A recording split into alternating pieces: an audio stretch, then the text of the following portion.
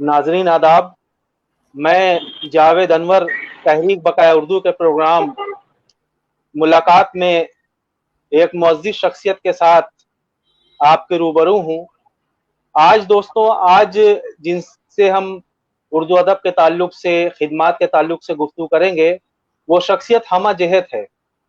अनीस जावेद साहब, जो कि फिल्मी राइटर भी हैं, उन्होंने जो है टीवी सीरियल्स भी लिखे हैं, हिदायतकारी भी की है, अदाकारी भी की है। यानी अपने में कहिए कि जो फिल्मी दुनिया से जुड़ी हुई जो शख्सियात होती हैं, बिल्कुल उसका एक मुजस्समा है, बिल्कुल एक मजमुआ है।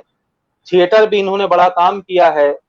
फिल्मों में इन्होंने जो है जो लिखा मेरी मोहब्बत मेरा नसीबा, एक फिल्म का मैं तज़किरा भी कर दूं, तो अभी हम इस ताल्लुक से, तमाम चीज़ों से, फिल्मों से, अदब से क्या ताल्लुक है, उस्तवार हुआ है या फिर कमज़ोर हुआ है या कुछ नई राहें निकली हैं, इन सब जो है मौज़ूआत पर इनसे गुफ्तगू करेंगे। तो अनीस जावेद साहब, आपका इस्तकबाल है, हमारे नाज़रीन भी इस्तकबाल करते हैं तहरीक बकाया उर्दू के इस प्रोग्राम में। अस्सलामुअलैकुम, बिस्मिल्लाहिर्रहमानिर्रहीम। शुरू करता हूँ अल्लाह के नाम से जो बड़ा मेहरबान नहायत रहम वाला है। व तो इज़्ज़ु मन तशाओ व तो ज़िल्लु मन तशाओ। हाज़रीन नाज़रीन आदाब। अनीस जावेद साहब, जैसा कि मुझे जो है इल्म है, नाज़रीन भी बहुत आपको जानते हैं, तो सबसे पहला जो हमारा जो है जो सवालात का सिलसिला या जो हम जानने के शख्सियत के ताल्लुक से जानने की कोशिश करते हैं, तो ज़ाहिर है कि जो मुंबई में जिनकी विलादत हुई हो, जो पैदा हुए हों, जो मुंबई के हों, तो ज़ाहिर सी बात है कि फ़िल्मों की बड़ी इंडस्ट्री है और फ़िल्म इंडस्ट्री है, और उसका ख़मीर तो होता है किसी न किसी हवाले से, चूँकि माहौल वही होते हैं, हालात वही होते हैं। थिएटर मतलब एक फ़न की एक बड़ी अमाजगाह कहिए आप, मुंबई को अदब के हवाले से भी और तमाम चीज़ों के हवाले से भी। तो आप ज़रा-सा बताएँ कि जो है अदब की तरफ और फ़िल्मों की तरफ आपका रुझान किस तरह हुआ? आप किस तरह राग़िब हुए? चूँकि मैं उर्दू मीडियम से तालीम हासिल कर रहा था और उर्दू मीडियम का स्टूडेंट हूँ, और बचपन से हमारे अतराफ़ जो माहौल है वो उर्दू का माहौल है। लिखने पढ़ने वालों की कमी नहीं यहाँ पर थी। हमारे मोहल्ले में, गली मोहल्लों में उर्दू लाइब्रेरियों का क़याम था। बाकायदा रोज़ाना उजरत पर जो है किताबें हासिल की जाती थीं, और उसी तरीके से लिखने पढ़ने का शौक़ था।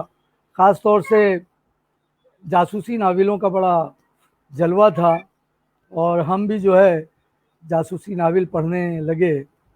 और उसके साथ साथ इब्न सफ़ी मरहूम, जिनको पढ़ पढ़ कर हमने ज़बान सीखी है, लिखना सीखा है, पढ़ना सीखा है।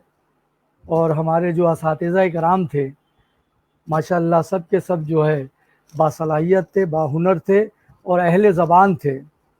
इसकी वजह से हमें भी जो है लिखने पढ़ने और मुताले का बड़ा शौक़ हुआ, और इस तरीके से उर्दू नावल, उर्दू अफ़साने और उर्दू किताबें, उर्दू रिसाले ये पढ़ने लगे। साथ ही साथ चूँकि बचपना भी था और फ़िल्मों का शौक़ भी था, लोग आस-पास और हमारे अतराफ़ में जो है थिएटरों का जो है हुजूम था। हमारे यहाँ जी। फ़िल्म थिएटर जो है वो बहुत थे, अब तो बहुत कम हो गए हैं, लेकिन सिंगल थिएटर बहुत थे। तो हम लोग 50 पैसे में, 65 पैसे में, 70 पैसे में जो है टिकटें लेकर फ़िल्में भी देखने जाते थे, छुप-छुप कर भी जाते थे। तो वो शौक़ था। जी सर। और अक्सर होता क्या था कि हमारे करीब में ही जो है ना एक फ़ेमस स्टूडियो है, महालक्ष्मी फ़ेमस स्टूडियो। तो वहाँ पर जो है शूटिंग हुआ करती थी, तो स्टार्स जो है, फ़िल्म स्टार्स जो है वो आते जाते रहते थे। तो हम लोग भी जो है बच्चे थे, समझ लीजिए छठी सातवीं में पढ़ते थे। हमारे करीब में ही एक मस्जिद है, सात रास्ता मस्जिद कहते हैं, वहाँ हम जुमा की नमाज़ पढ़ते थे। और उसके बाद हम सारे बच्चे जो है वो एक ब्रिज है, महालक्ष्मी ब्रिज, उसको क्रॉस करके और 10 मिनट में जो है वहाँ पहुँच जाते थे, और दरवाजे पे खड़े होकर बड़े बड़े स्टार्स को देखते थे। तो एक शौक़, एक जोश, एक लगन पैदा होती गई कि काश हम भी जो है इस तरीके से फिल्मों के लिए कुछ करें। तो इस तरीके से लिखने पढ़ने का भी शौक पैदा हुआ और फिल्मों का भी शौक पैदा हुआ।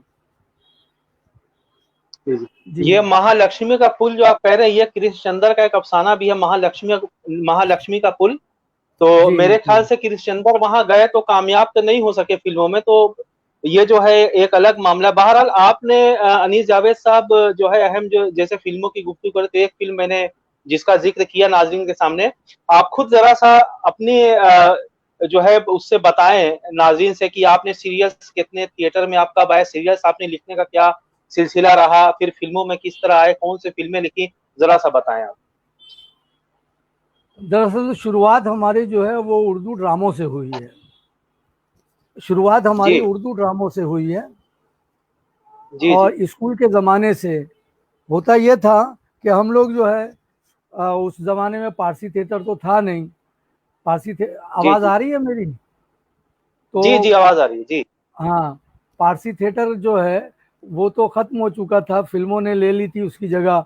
सारे थिएटर जो थे, चाहे उसको अल्फ्रेड थिएटर कहें, रॉयल थिएटर कहें या और ओपेरा हाउस कहें, वो सारे फिल्म थिएटर बन गए थे। तो पारसी थिएटर तो ख़त्म ही हो गया था। लेकिन छोटे छोटे ग्रुप जो थे वो ड्रामे किया करते थे। और हमारे जो फंक्शन होते थे गली मोहल्लों में भी, सड़कों पर भी, वो स्टेज पे बच्चों मतलब लोग ड्रामे किया करते थे। उसको देख देख कर शौक पैदा होता था कि हम लोग भी ड्रामा करें। वो ज़माना था मज़ाहिया ड्रामे किया करते थे। तो ये देख देख कर शौक पैदा हुआ। फिर स्कूल के ज़माने में मैं समझिए 8वीं या 9वीं जमात में था, तो हमने एक ड्रामा लिखा और स्कूल का एनुअल फंक्शन था। तो उसके लिए हमने सर से कहा कि भाई ये ड्रामा हमने लिखा है और हम इसको करना चाहते हैं। तो उन्होंने कहा ये तो उर्दू ड्रामा है, उर्दू ड्रामा जो है उसका एक सिलेक्शन हो गया है, हिंदी का सेक्शन बाकी है, आप एक काम कीजिए ना, इसको हिंदी में कर दीजिए। मैंने कहा कोई बात नहीं, सिर्फ उन्वान चेंज करना है। मेरा उन्वान था इंसाफ, मैंने उसको न्याय कर दिया। और जी फिर जी, वो क्या बात है। और बाकी सारी ज़बान जो थी वो तो उर्दू भी थी, हिंदी भी थी, जिसको हिंदुस्तानी भी कह सकते हैं। इस तरीके से जो है वो ड्रामा हमने स्टेज रिहर्सल करना शुरू किया। तो सर ने कहा कि भाई इसको डायरेक्ट कौन करेगा? मैंने कहा हम ही करते हैं। तो मैंने उस ड्रामे जी को जी डायरेक्ट भी करना के सारे बच्चों का इंतखाब किया। तो वो सर वगैरह बहुत खुश हुए और बाकायदा जो है हमको पूरी जो है ना तवज्जो उस पर, हमारे ड्रामे पर मरकूज कर दी। और जो भी चीज़ें हमने, चाहे वो कास्ट्यूम हो, लाइट्स हों, मेकअप हो, वो सारी चीज़ें उन्होंने मुहैया कराई। और इस तरीके से हमने 1970 में या 1970 में हमने पहला ड्रामा ओपन एयर थिएटर, हमारे बाईकल्ला रानी बाग, जिसको विक्टोरिया गार्डन कहते हैं, वहाँ पर एक ओपन एयर थिएटर हुआ करता था। बड़ा अच्छा सा ह्यूज हॉल था। और समझ लीजिए गरीब गुरबा जो थिएटर करने वाले थे उनका ही वो थिएटर था। तो वहाँ वो जी जी स्कूल का सालाना फंक्शन था और उसमें जो है हमारा ये ड्रामा पेश हुआ और बहुत कामयाब हुआ, लोगों की बहुत मोहब्बतें मिली, दाद मिली। तो इस तरीके से फिर अगले साल जो है फिर सालाना फंक्शन हुआ। फिर हमने एक ड्रामा लिखा चोर, और उसको जो है उस वक्त जो है उसको उर्दू में ही हमने किया। और इस तरीके से ड्रामा लिखने और ड्रामा करने का शौक़ पैदा हुआ। असल में ये शौक़ भी, जो छोटे छोटे हम लोग बच्चे थे तो हम लोग फिल्में देखते थे, तो फिल्मों में जो अदाकार एक्टिंग करते थे, फाइट करते थे, तो हम लोग अपना स्कूल बिल्डिंग के अहाते में जमा हो जाते थे।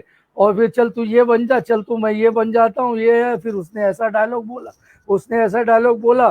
फिर मैं क्या करता था, उनको सबको एक साथ इकट्ठा करता था, हाँ अब तू ऐसे कर, अब तू ऐसे बोल, तू ऐसे बोल। तो इस तरीके से जो है ना एक डायरेक्शन का भी जो है वो शौक़ था, एक शौक़ पैदा हो गया। और अपना अदाकारी का भी शौक़ हो गया, और अदाकारी का शौक़ होते होते ड्रामा लिखने का भी शौक़ हो गया। तो इस तरीके से फिर ड्रामा लिखने का एक सिलसिला जो शुरू हुआ, तो अल्हम्दुलिल्लाह आज तक वो जारी और सारी है। तो ये जी। तो फिल्म हाँ जी, जी। और जी, फिल्मों के ताल्लुक से, फिल्मों सीरियल के ताल्लुक से थोड़ा सा बताएं। अभी तक आपने ड्रामे लिखे, वो दौर था, बाद में इरफान हबीब साहब ने भी बहुत से ड्रामे जो है रहे, जाहिर सी बात है उनका बड़ा नाम है। तो किस तरीके से जो है सारी ये सिलसिला रहा है? हाँ तो सीरियल में आप कैसे आए, फिल्में आपने कौन सी बनाई? हाँ, असल में फिल्म जो है वो आवाज बहुत आपकी बाद में। हेलो, जी जी आ रही है आवाज? जी जी बताएं जी। जी जी जी हाँ हाँ जी, असल में फिल्मों का सिलसिला जो है वो बहुत बाद में शुरू हुआ। शौक तो पहले से ही था लिखने का भी, बल्कि हम छोटे थे, कॉलेज स्कूल के ज़माने में ही जो है हम कई प्रोड्यूसर से मिल चुके थे, अपनी कहानियां पेश कर चुके थे, सुना चुके थे। शेख मुख्तार वगैरह हमारे फेमस स्टूडियो में ही उनका दफ्तर था, वहाँ भी गए थे। लेकिन वो उस ज़माने में चलन कैसा था कि राइटर, और वो भी फिल्म राइटर, उसके पास जो है ना वो लंबे लंबे बाल होने चाहिए, सफ़ेदी, सर पे सफ़ेदी होना चाहिए, और जी जी समझ लीजिए एक बुजुर्ग तरीन शख्सियत हो, वही जो है वो राइटर बन सकता था। तो हम तो एकदम छोटे बच्चे जैसे थे, दाढ़ी भी नहीं निकली थी, मूछ भी नहीं निकली थी। तो कहते थे कि भाई अभी तो आप और लिखो और लिखो। तो वो खैर वो फिर वो सिलसिला हमने बंद कर दिया और ड्रामों की तरफ तवज्जो की। फिर ड्रामे लिखने लगे। अल्हम्दुलिल्लाह 4 किताबें हमारे ड्रामों की मजमूओं की आ चुकी है, और 1 एक्ट प्ले कम से कम हमने, यकबाबी ड्रामे कम से कम जो है वो 50-60 के करीब लिखे हैं, फुल लेंथ कई कमर्शियल प्ले लिखे। तो ये तो सिलसिला हमारा शुरू था। ऐसे में हम एक ड्रामे की तैयारी कर रहे थे, उसमें हमारा एक अदाकार था, एक लड़का था।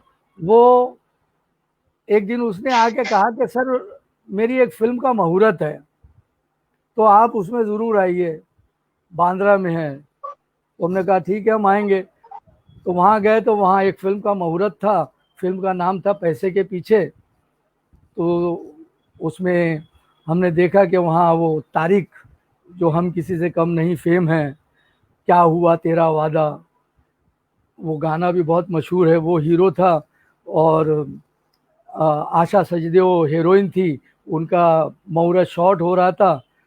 तो वो हमने देखा। तो वहाँ उस लड़के ने जो है, उस लड़के का नाम सोहेल मुल्ला है, वो उसने जो है हमें प्रोड्यूसर से मिलाया कि ये हमारे ड्रामे के राइटर डायरेक्टर हैं।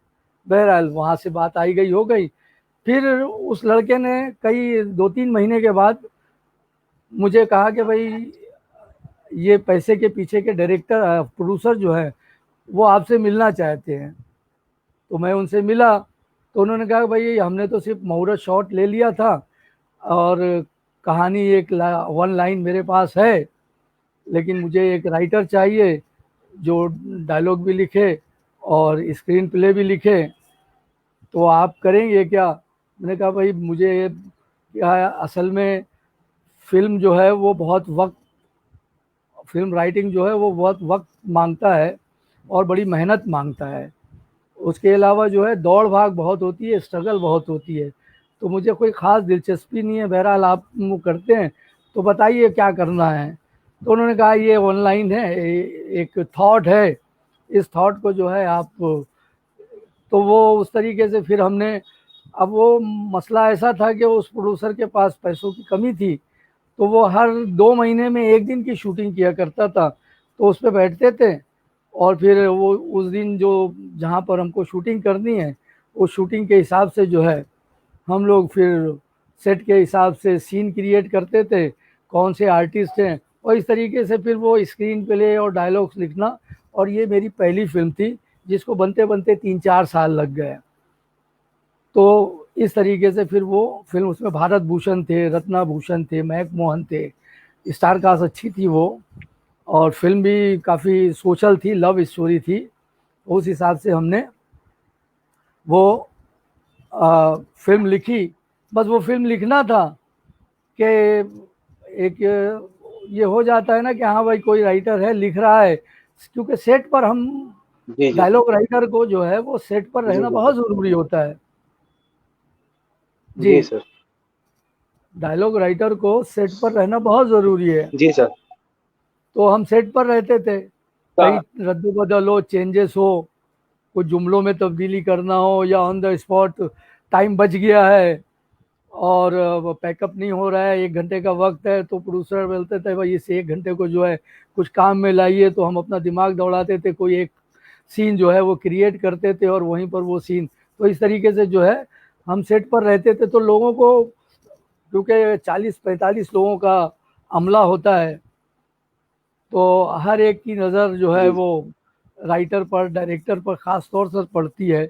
और जब देखते हैं कि इतना मेहनती ये आदमी है, इतना मेहनत कर रहा है, और ऑन द स्पॉट भी जो है बरमहल भी जो है बरजस्ता कुछ ना कुछ जो है लिख भी देता है, तो इस तरीके से शोहरत जो है वो पहुंची। तो हमें फिर दूसरी फिल्म मिली, फिर तीसरी मिली, फिर उसके बाद मुझे एक बहुत बड़ी फिल्म मिली थी गोपाला, जिसको चंकी पांडे, शिल्पा शिरोडकर, प्रेम चोपड़ा, बिंदु, किरण कुमार, डॉक्टर लागू, अन्नू मलिक का म्यूजिक, समीर के गाने, इस तरीके से जो है।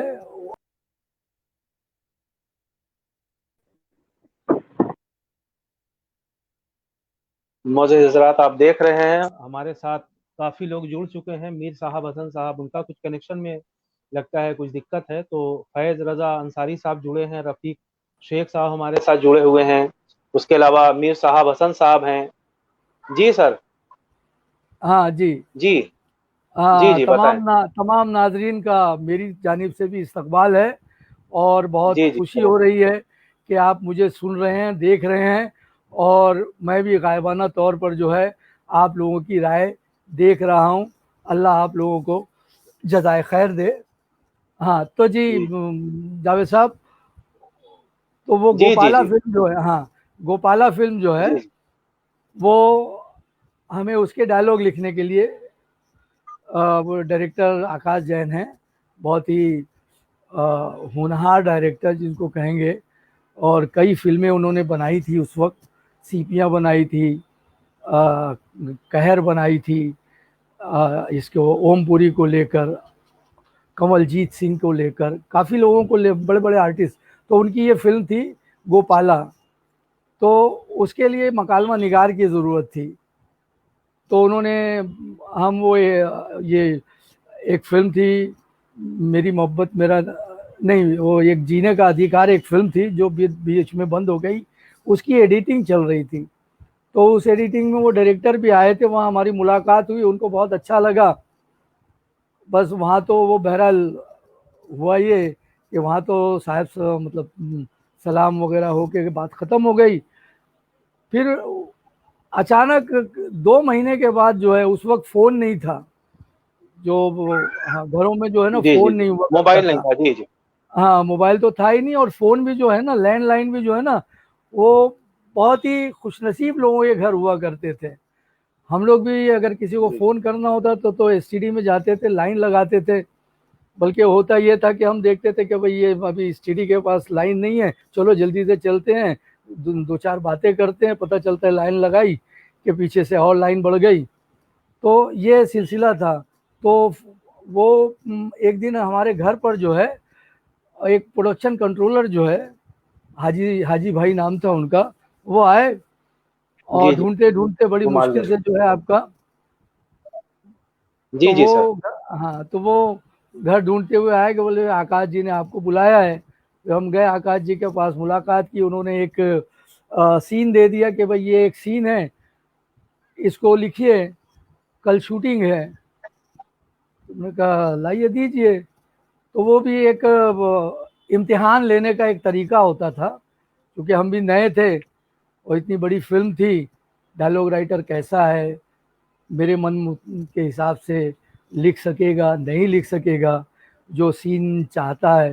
तो हमने वो सीन लिख कर दे दिया, तो बहुत खुश हुए। तो उस दिन के जितना भी शेड्यूल था वो उन्होंने लिख कर लिखने के लिए दे दिया। उन्हीं के घर पर बैठ के, उनके फ्लैट पे ही बैठ के हमने रात भर जो है वो जितने भी 4-5 सीन थे वो हमने लिखे, और सुबह 10 बजे शूट था, वो शूट किए। इस तरीके से वो फिल्म हमको गोपाला मिल गई, और वो इतनी मतलब कामयाब तो नहीं हुई, लेकिन एक मुझे शनाख्त, एक पहचान मिली कि हाँ भाई ये फिल्म जो है बड़े बैनर की है और बड़े आर्टिस्ट।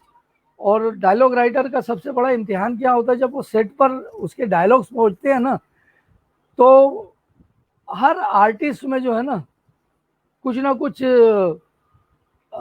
मेन मेक निकालने की आदत होती है, जिसको बम्बई की ज़बान में कहूँगा उंगल करने की आदत होती है। तो सोचता है कि मैं यार इसको यहाँ से कुछ निकाल के ऐसा कर दूँ। तो वो हमारे साथ करने की कोशिश की गई, लेकिन वो कामयाबी नहीं हुई, क्योंकि जो डायलॉग हम लिखते थे, हमने लिख दिया था, तो वो बाकायदा जो है वो फंपल नहीं करते थे, ज़बान पर आर्टिस्ट के चढ़ जाता था। तो इसलिए कोई वो सवाल ही नहीं हुआ। तो उस वजह से और जो है आर्टिस्टों को भी जो है वो हमसे एक लगाव हो गया कि हाँ भाई ये अच्छे डायलॉग लिखते हैं और कहीं भी तकलीफ़ नहीं होती है बोलने में, फंबल नहीं होते हैं हम, या कोई ऐसा लफ्ज़ नहीं आ जाता है कि हम बोल ही ना पाएँ उसको तो बदलना पड़े। तो इस तरीके से जो है वो गोपाला फिल्म मिल गई, मेरी मोहब्बत मेरा नसीबा मिल गई, और अल्हम्दुलिल्लाह ये 3-4 फिल्में ऐसी हैं जिनके साथ हमने बड़े बड़े सितारों के साथ काम किया। जैसे मेरी मोहब्बत मेरा नसीबा में ले लें आप, तो उसमें रवि बहल एक वक्त का बहुत मशहूर हीरो हुआ करता था। बूगी वूगी जो है वो बाद में उनका सीरियल बहुत मशहूर हुआ, वो थे। उसके बाद अनुपम खेर, पुनीत इस्सर, सुरेश ओबेरॉय, इस तरीके के बड़े बड़े आर्टिस्ट जो है ना, सुधा चंद्रन, सुजाता मेहता, ऐसे बड़े बड़े आर्टिस्ट जो है वो उस फिल्म में थे। मोहनीश बहल, और फिल्म के म्यूज़िक डायरेक्टर थे और लिरिक राइटर थे वो समीर, लिरिक राइटर थे। तो इस तरीके से जो है आनंद विलिन म्यूज़िक डायरेक्टर थे। तो इस तरीके से ये फिल्में जो हैं वो मिलती गईं और बड़ा चर्चा हुआ। बहरहाल उसके बाद सीरियलों की तरफ रुख हो गया, वो भी इत्तेफाकन हुआ कि फिल्म तो हम लिख ही रहे थे। हम जो है एक मशहूर स्क्रीन प्ले राइटर थे के बी पाठक मरहूम, उन्होंने 125 से ज़्यादा फिल्में लिखी हैं। तो उन्होंने हमें बुलाया कि भाई मैं एक फ़िल्म लिख रहा हूँ, उसका स्क्रीन प्ले लिख रहा हूँ, आप डायलॉग लिखिए। तो वहाँ से हमारा सिलसिला जो है वो उनके साथ डायलॉग लिखने का शुरू हो गया। तो उनके साथ बड़ी बड़ी फिल्में मिलने लगी। साथ ही साथ जो है वो एक सीरियल लिख रहे थे, उसमें भी हमको जो है उन्होंने कहा कि भाई इसमें डायलॉग लिखिए, तो हमने वहाँ भी लिखा। फिर वो सीरियल शुरू हुआ, उस सीरियल का नाम था दास्तान हातिम ताई। तो दास्तान हातिम ताई, वो मशहूर डायरेक्टर अफजल अहमद ख़ान, जो उस ज़माने में अफजल अहमद हुआ करते थे, और बड़े यंग और लंबे चौड़े खूबसूरत हीरो जैसे, तो उन्होंने हमें बुलाया। और हमारी उनके साथ चूँकि उम्र में ज़्यादा फ़र्क नहीं था, इसलिए दोस्ती भी हो गई, और हम दोनों मिलकर जो है वो उस प्रोजेक्ट पर चर्चा करने लगे, उस पर वो करने लगे। इस तरीके से जो है वो स्क्रीन प्ले सोचने लगे, हम डायलॉग लिखने लगे, और ये फिल्म ये सीरियल दास्तान हातिम ताई, जिसका मेन मरकज़ी किरदार थे शम्मी कपूर साहब। उसके बाद जो है और बहुत सारे अदाकार उसमें जुड़ते गए, और वो फिल्म वो सीरियल जो है डीडी नेशनल पर जो है वो नंबर 1 की रैंकिंग पर था टीआरपी के मामले में।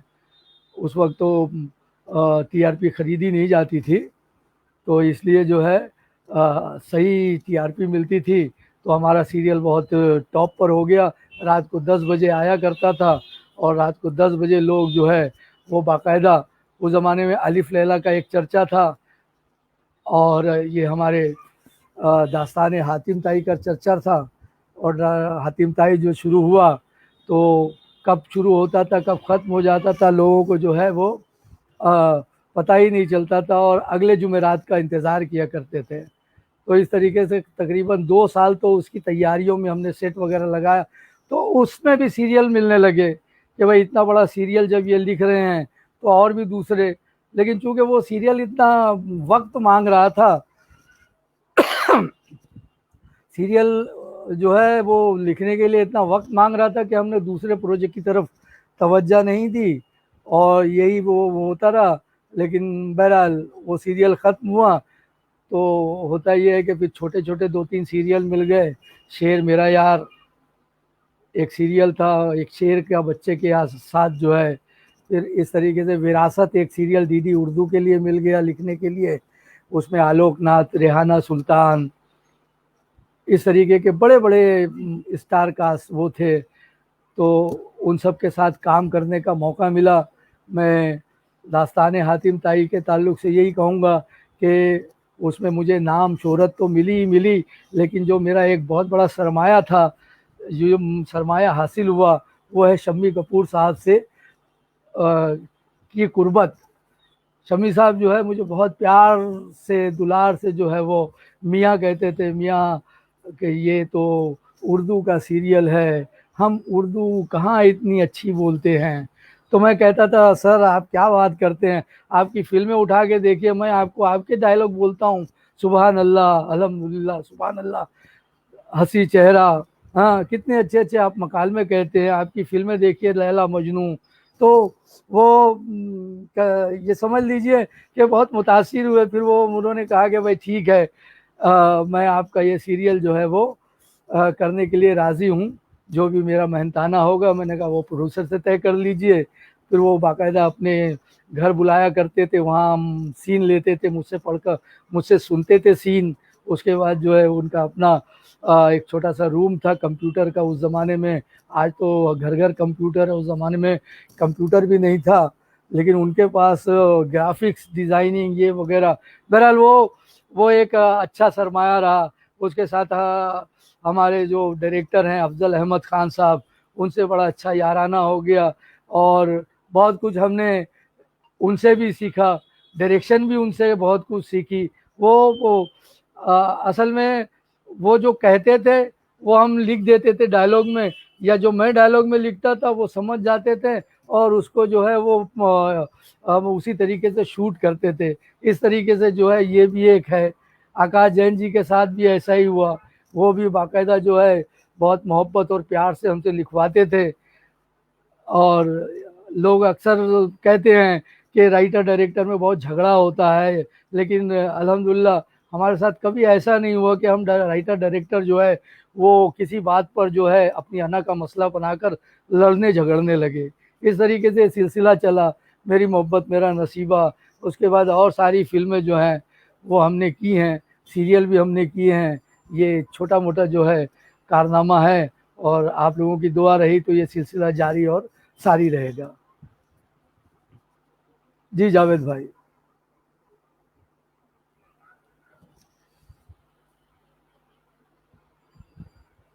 हेलो।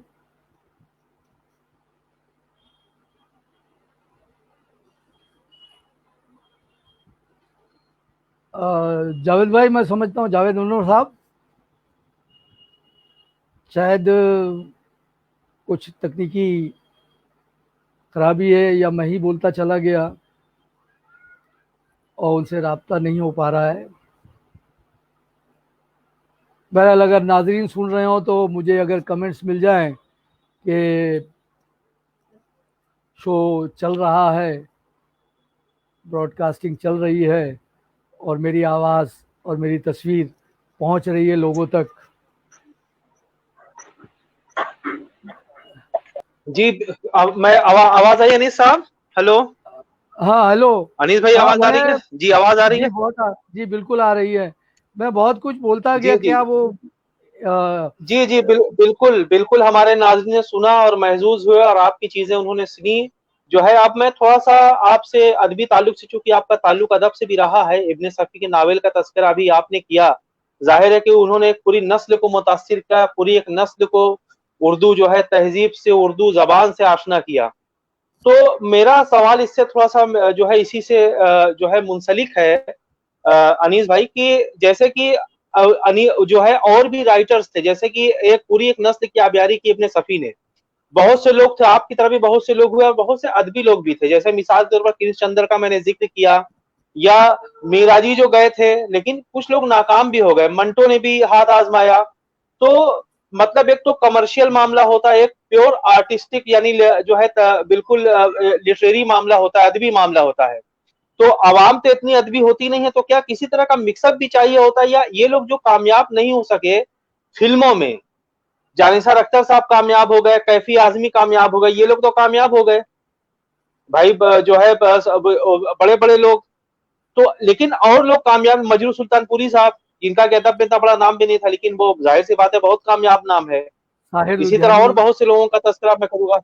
साहिल लुधियानी साहब का जिक्र है, ये लोग बड़े कामयाब रहे। हालांकि साहिल साहब को हमेशा, जैसा कि उनकी नज्मों में है, कि उनको थोड़ा इससे मलाल भी रहा, लेकिन माशाल्लाह दौलत और शोहरत बहुत कमाई। और वाकई वो ना होते तो हमें लैला मजनू और दूसरे बहुत सी चीजें नहीं मिल सकती थी, ये तो सही है। तो जो जो लोग नाकाम है उसकी क्या वजह है आपकी नजर में? मतलब वो टोटल अदबी हो गए, कमर्शियलाइज नहीं हो सके, या कुछ अना का मसला था, या क्या था? आप इस ताल्लुक से क्या कहेंगे? हाँ, नहीं, असल में कई बातें हैं, कई वजूहत हैं उसमें। सबसे पहली वजह जो है वो फाइनेंशियली पोजीशन, माली हालत क्या है वो। जैसे अभी मैं आपको कहूँ कि कोई नया राइटर आएगा और लिखने के लिए, तो उसको पैसे जो है ना प्रोड्यूसर देते नहीं हैं, और काम करा के पैसे मार लेते हैं। तो ऐसे ही उनके साथ भी हुआ होगा।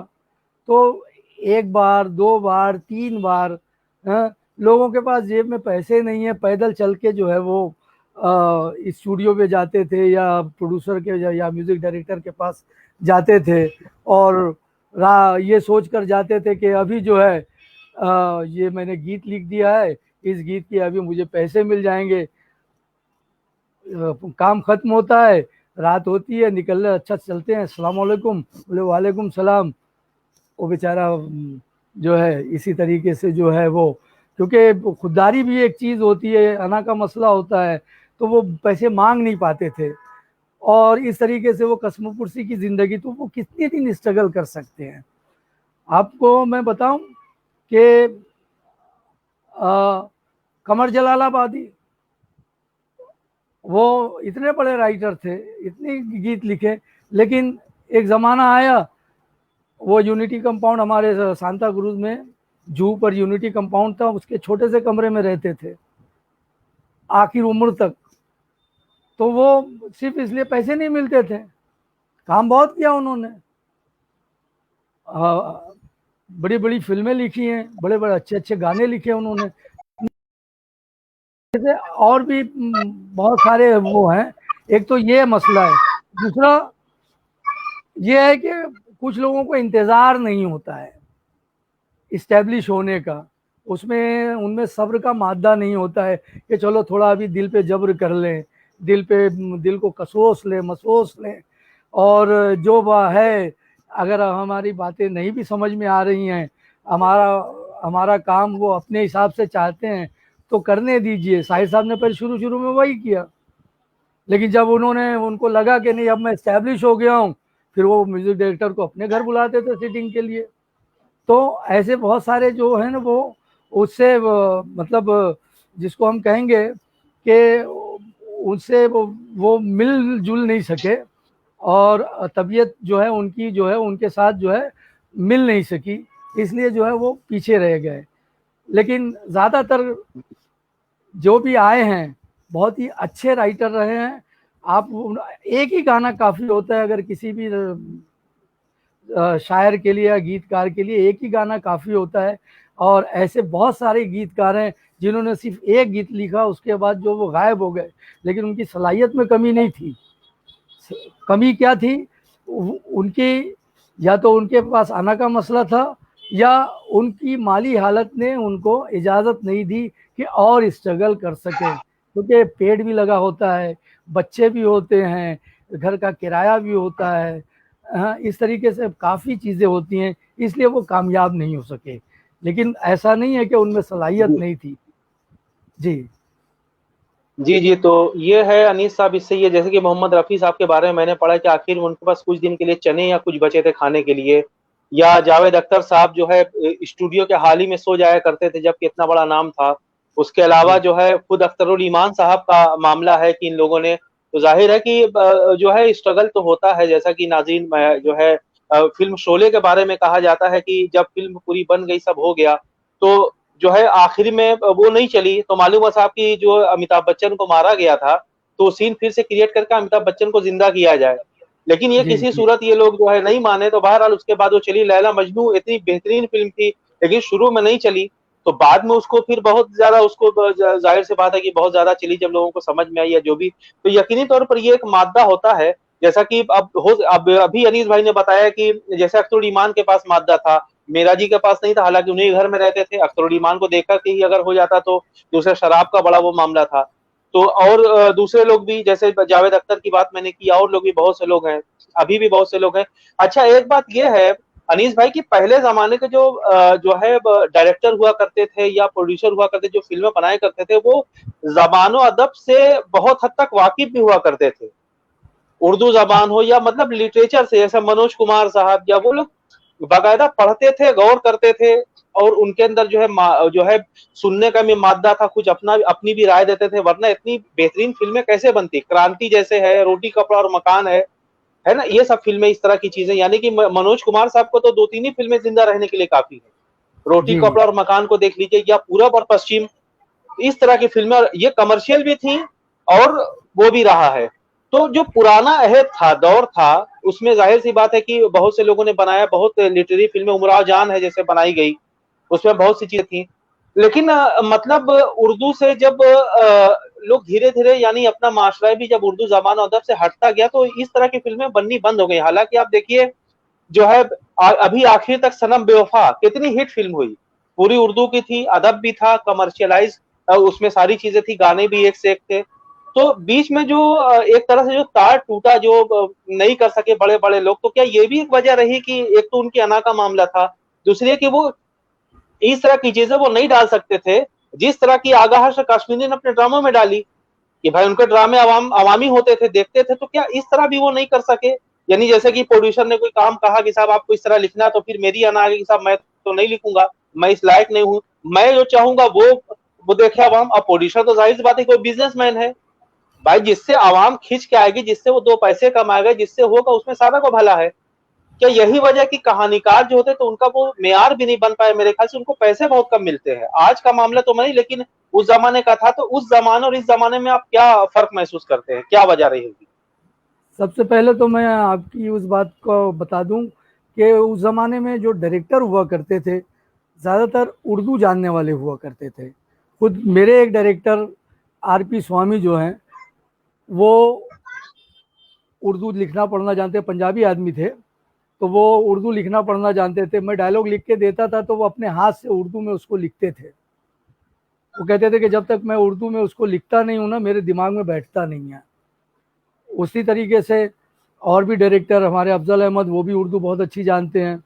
इस तरीके से और भी जो हमारे के.बी. पाठक साहब थे, जो 100-125 फिल्में लिखे, वो उर्दू के बहुत अच्छे जानकार थे, उर्दू लिखते थे, उर्दू पढ़ते थे, बोलते थे। तो उर्दू वो तो लिखते पढ़ते थे, बल्कि बहुत से अदाकार, हमने एक सीरियल किया, एक फिल्म की थी, उसमें रज़ा मुराद थे, उन्होंने सीन लिया, सीन लेके उन्होंने अपने हाथ से लिखना शुरू किया, वो भी उर्दू में। फिर गोपाला की डबिंग का वक्त आया, तो डायरेक्टर साहब ने हमसे कहा कि भाई वो प्रेम चोपड़ा साहब की जो है डबिंग है, उनको उर्दू में स्क्रिप्ट चाहिए, क्योंकि वो जब डायलॉग बोलेंगे माइक के सामने तो उनको स्क्रिप्ट उर्दू में चाहिए। तो मैंने उनको उर्दू में स्क्रिप्ट लिख कर दी। तो ऐसे बहुत से आर्टिस्ट भी, अदाकार भी उस ज़माने में हुआ करते थे, और उर्दू का चलन भी था। मसला कहाँ आया कि ये नस्ल जो है ना वो ख़त्म हो गई। ख़त्म ये नहीं हुआ कि वो इंतकाल कर गए या चले गए, ऊपर चले गए, आज भी ज़िंदा भी हैं बहुत सारे लोग, लेकिन उनका मिजाज जो है ना आज के दौर के मिजाज से मेल नहीं खा रहा है। आज टोटल कमर्शियल हो गया जी है। जी। पहले सिंगल प्रोड्यूसर हुआ करते थे, सिंगल थिएटर हुआ करते थे, सिंगल डायरेक्टर हुआ करते थे, सिंगल म्यूजिक डायरेक्टर हुआ करते थे, हर एक अपने अपने काम में करता था। तो हर एक का अपना एक ग्रुप हुआ करता था कि सुभाष घई है तो सुभाष घई के साथ उसका वही राइटर होगा जिसने उसके साथ कई फिल्में लिखी हैं, वही म्यूजिक डायरेक्टर होगा। हाँ, अपना महबूब साहब थे, महबूब साहब के साथ नौशाद ही चाहिए, महबूब साहब के साथ शकील ही चाहिए। इस तरीके से और भी दूसरे जो डायरेक्टर थे उनका अपना सबका एक एक ग्रुप हुआ करता था, और वो बहुत ही मेल मोहब्बत के साथ जो है ना उस चीज़ को अपना बच्चा समझ के जो है ना वो करते थे, तो उसमें निखार आता था, चीज़ें अच्छी बनती थी। और पैसा तो मिलता हो नहीं मिलता हो वो तो बात की बात है, लेकिन हर एक को मतलब इत्मीनान ज़रूर होता था अपने काम से। आज क्या हो गया है, सारा फिल्म इंडस्ट्री जो है वो कारपोरेट के हाथ में चली गई है। अब कारपोरेट में जो है वहाँ क्रिएटिव डायरेक्टर होता है। अब वो क्रिएटिव डायरेक्टर जो है ना उसको इंग्लिश के सिवाय हिंदी आती ही नहीं है, हाय हाउ हु हाँ हूँ करते रहते हैं। हाँ, तो इस तरीके से वो सोचते हैं तो इंग्लिश में सोचते हैं, उनको बनानी है हिंदी फिल्म। तो जो हिंदी नोइंग राइटर्स हैं या उर्दू नोइंग राइटर्स हैं उनका मिजाज उनसे फिर वो बात बात में जो है ना अपनी क्रिएटिविटी दिखाने लगते हैं। तो ऐसे में हुआ क्या कि जो उनके साथ कंप्रोमाइज कर सकते थे ना, ऐसे नॉन राइटर जो है ना वो राइटर बन गए। और जी जी, ये क्या बात। और वो कभी उनके सेक्रेटरी रहे होंगे, कभी उनके असिस्टेंट रहे होंगे, कभी कोई वो। हाँ, वो लिखने का शौक तो हर एक को रहता है। जो प्रोड्यूसर आता था ना हमारे पास फिल्म बनाने के लिए, वही बोलता था, मैं गांव से आता था, बोलता था मेरे पास एक कहानी है, तो कहानी तो लेके ही आता था। बहरहाल वो बाद में ये होता था मैं अपनी ज़िंदगी पे कहानी बनाना चाहता हूँ, तो हम यही कहते थे कि भाई अपनी ज़िंदगी पे कहानी बनाओगे तो आप ही देखोगे, दूसरे तो देखेंगे नहीं। तो उसके वो फिर चेंज होता था और वो फिर कहानी कहानी राइटर से लिया करता था। लेकिन यहाँ बस ऐसा ही हो गया कि भाई वो जो साथ साथ में है वो अपना कहानी भी गढ़ने लगे, लिखने भी लगे इस तरीके से। और जो माहौल है आज का, वो हर डायलॉग में आपको इंग्लिश पहले मिलेगी, तो ज़बान तो भूल जाइए, अब ज़बान नहीं है, अब ये मिक्स ज़बान है, वो आम चलन की ज़बान है। और वो चाहिए भी, क्योंकि आज के बच्चे जो हैं वो वही चीज़ चाहते हैं। हम अगर आज जो है वो मुग़ल आज़म लिखेंगे या और दूसरे वो करेंगे तो वो बच्चे नहीं देखेंगे। बच्चे क्या करेंगे कि जो उनकी ज़बान में है, चल यार, हाय फ्रेंड्स, हाउ। हाँ, तो आप देखेंगे कि ज़्यादातर मकालमे जो है उसमें इंग्लिश के अल्फाज ज़्यादा होते हैं, बल्कि वो शिट और गालियाँ भी आ जाती हैं, कुछ फ़ाहिश बातें भी आ जाती हैं। लेकिन चूँकि ज़माना चल रहा है और फ़िल्मों को चलना ही है और उसको पसंद कर रहे हैं लोग, तो वो सिलसिला तो चलता ही रहेगा और इसके आगे भी चलेगा। तो ऐसा नहीं है कि आज जो काम हो रहा है वो कल के मुकाबले में जो है वो कम है, लेकिन मैं ये कहूँगा कि बहुत अच्छा भी नहीं हो रहा है। जो पहले काम हो गया, आज पहले के गाने ले लीजिए आप, आज भी जो है मोहम्मद रफ़ी साहब को सुना जाता है, लोग उसकी उनकी पूजा करते हैं, अपने घरों में तस्वीरें लगाए हुए हैं, चाहे वो छोटा हो बड़ा हो। वो मोहम्मद रफ़ी साहब को क्यों याद करता है? क्योंकि वो रात को जब लेटता है तो रफ़ी साहब के गाने सुनता है, तो उसके सारे दिन की थकान जो है वो दूर हो जाती है। तो एक से एक गाने, एक से एक, वो आज क्या आप एक भी गाना गुनगुना के दिखा दीजिए। इसीलिए आज उन्होंने शॉर्टकट कर लिया है, प्रोड्यूसर्स ने भी, डायरेक्टर्स ने भी गानों को भी शॉर्ट कर दिया है। आपको 2 लाइन से 3 लाइन 4 लाइन के से ज़्यादा गाना फिल्म में दिखाई नहीं देगा। क्यों? क्योंकि उनको मालूम है कि लोग रुकेंगे नहीं, ये वो गाना नहीं है। हम तो पूरा पूरा गाना सुनते थे ना, बल्कि बहुत सी फिल्में तो वो गानों की वजह से हिट होती थी। बहारो फूल बरसाओ बिल्कुल मेरा सही। महबूब आया है, तो ये फिल्म इस गाने बिल्कुल। को देखने के लिए लोग आते थे। प्यासा का गाना ले लीजिए, हाँ, ये महलों ये तख्तों ये ताजों की दुनिया, या सना खां ये दुनिया अगर मिल भी जाए तो क्या है, या ये और भी बहुत सारे जो गाने हैं रफ़ी साहिर साहब के ले लीजिए, मजरू साहब के ले लीजिए, आनंद बख्शी, इवन आनंद बख्शी साहब के गाने ले लीजिए, जो मकालमों को जो है ना सीन को क्रिएट करते थे गानों में। तो ये सब राइटर हुआ करते थे। अब वो बात नहीं हुई है। अब राइटर को जो है ना ऐसे पकड़ के एक जैसे ये कहेंगे ना कि एक कोई मासूम परिंदा जो है वो एक जगह बैठा हुआ है और चारों तरफ से कौवे जो है ना वो राइटर की तरफ झपट रहे कि नहीं ऐसा लिख, नहीं ऐसा लिख, नहीं ऐसा लिख। और वो बेचारा जी घबरा के जी मजबूर जी होके जी। कहता है भाई जो तुम चाहते हो मैं वो लिख दूंगा, मुझे पैसे दे दो। जी जी नाम नहीं जी आता, जी इसलिए जी, आप देख बिल्कुल लीजिए, बिल्कुल। किसी भी सीरियल में आप देख लीजिए, किसी भी फिल्म में देख लीजिए, किसी भी पोस्टर में देख लीजिए, अब राइटर का नाम नहीं आता है। पहले राइटर के नाम के लिए शाहिर जी साहब जी कहते थे, लड़ाई हुआ करती थी, हम भी लड़ाई लड़ते थे कि हमारा नाम स्क्रीन पे चाहिए, हमारा नाम पोस्टर पे चाहिए, भले पैसे आप कम दीजिए लेकिन नाम दीजिए। आज नाम नहीं आता है। अब बताइए ना कौन सा राइटर है जिसका नाम आता है? एक एक राइटर, एक जी प्रोजेक्ट में 10-10 राइटर को घुसा दिया जाता है, तो कहाँ से क्रिएटिविटी आएगी? तो ये कमर्शियल ही हो गया है, इसलिए राइटर जो है वो बहुत ही मजबूर महज हो गया है, और मैं ये कहूँगा कि नॉन राइटर राइटर हो गए हैं।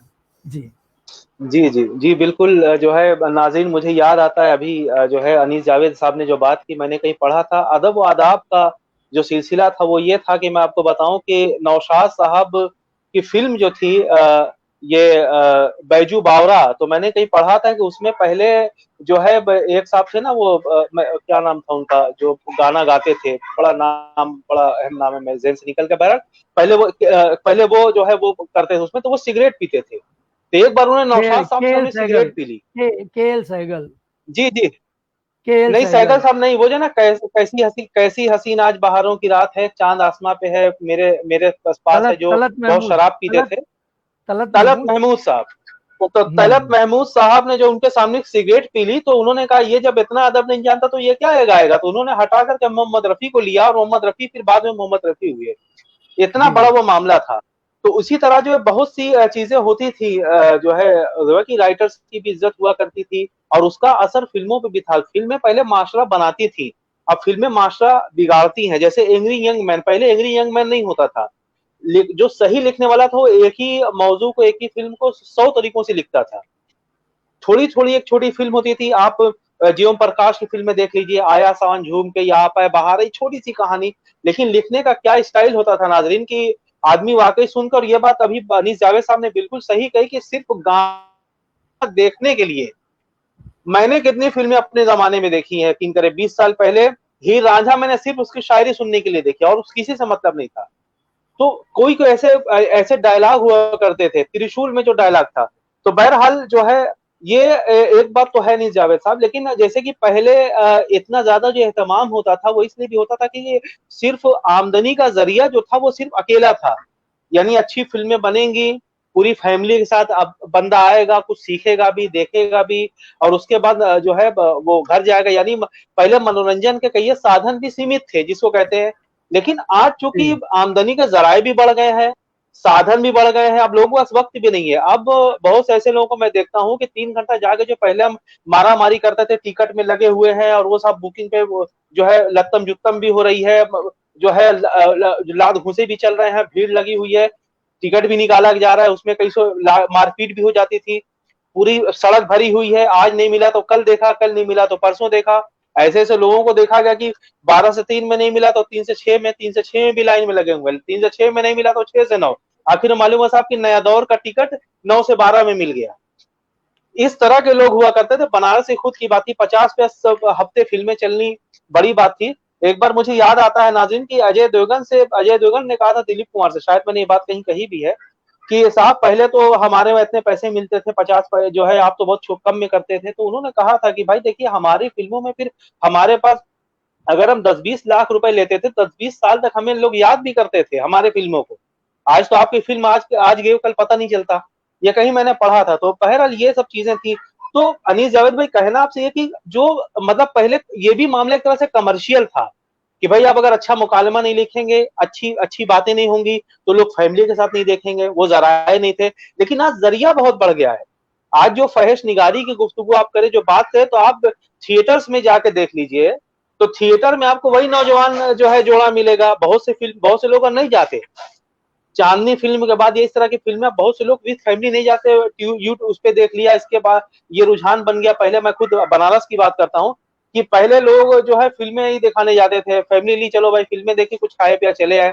आज ये है कि लोग फिल्म देखने को तरजीह नहीं देते कि यार कभी आ जाएगी, वो तो डिश लगी हुई है, आज निकल देख लेंगे, यूट्यूब पे देख लेंगे, वगैरह वगैरह। अब निकलते लोग तो सीधे घूमने फिरने निकलते हैं। तो एक बड़ा कमर्शियल मामला जो फिल्मों के कमाने का, तो वो इस तरह तो कट गया।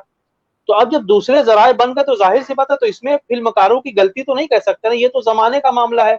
आज ग्लोबल विलेज की बात हो रही है, तो कहना यह कि जिस तरह अभी फहाशी बढ़ी है, जैसे भोजपुरी में भी देख लीजिए, पहले जमाने की भोजपुरी आप देखिए, नदिया के पार देख लीजिए, मेरा या जो है हम जो है दूसरी फिल्में थी। तो आज जो है मतलब ये जो फहश निगारी, इसकी कोई इंतहा भी है, या जैसे जैसे हॉलीवुड की जैसे एक तरह से नकल हो रही है, लोग वहां से मसाला लेके आ रहे हैं, पहले भी आता था लेकिन इतना आया नहीं था, अब तो टेक्निक भी आ रही है, तो मतलब इसकी कोई हद भी का तयन भी हो गई है, कहां तक ये जाएगा, आप क्या समझते हैं? नहीं, असल में हर चीज की जो हर उरूजे राजवाल, जी जी। तो जिस तरीके से ये उरूज पे जा रहा है धीरे धीरे, वो उकता कर, आज पुराने गाने क्यों लोग सुनते हैं? क्यों उनको नए पसंद नहीं है? तो जाहिर सी बात है ना कि वो पुरानी की तरफ जा रहे हैं। इस तरीके से फिल्में भी जो हैं धीरे धीरे, अब फिल्में जो हैं वो तो बनना बहुत ही कम हो गई हैं, बंद हो गई है एक हिसाब से अच्छी फिल्में, क्योंकि जी सीरियल्स ने जो है ना, टीवी सीरियल्स ने उसकी जगह ले ली है। और वो एक माइंड सेट कर देते हैं सीरियल प्रोड्यूसर्स या चैनल्स कि यही देखना है। तो अब धीरे धीरे जब फिल्में कम होंगी, एक तो थिएटर बंद हो रहे हैं, सिंगल थिएटर तो बिल्कुल बंद हो गए हैं, और जो मल्टीप्लेक्स हैं वो भी नुकसान में चल रहे हैं। तो और अब मोबाइल आ गया है, स्मार्टफोन पर जो है आप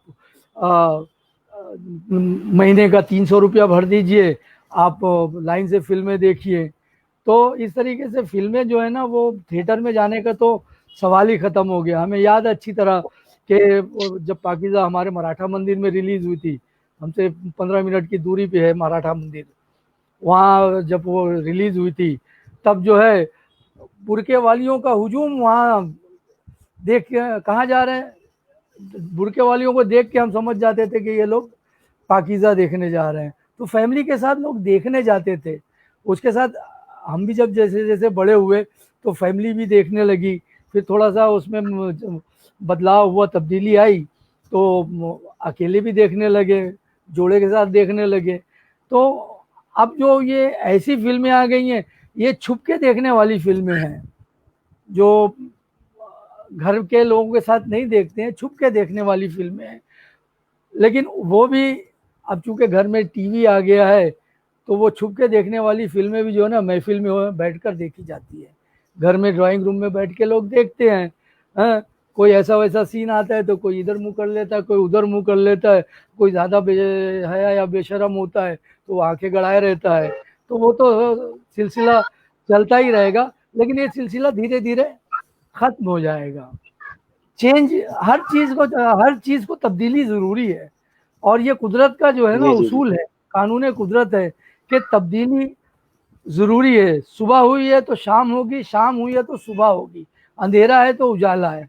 बहरहाल ये सिलसिला तो रहेगा। एक बात और मुझे ये कहनी थी, एक्चुअली आज का हमारा एक मौजू भी था कि स्क्रिप्ट राइटिंग, जो स्क्रिप्ट राइटिंग है, क्योंकि हमारे बहुत से नाजरीन जो है वो इसके खुद हमारे बहुत सारे जानने वाले भी हैं, उनकी भी एक ख्वाहिश थी कि स्क्रिप्ट राइटिंग के ताल्लुक से नहीं, बहुत ज़्यादा, क्योंकि इतना तो हम बता नहीं सकते, इसके लिए तो ना मेरी इतनी ताकत है, ना सिक्कत है, ना सलाहियत है कि मैं सब कुछ समझा सकूं।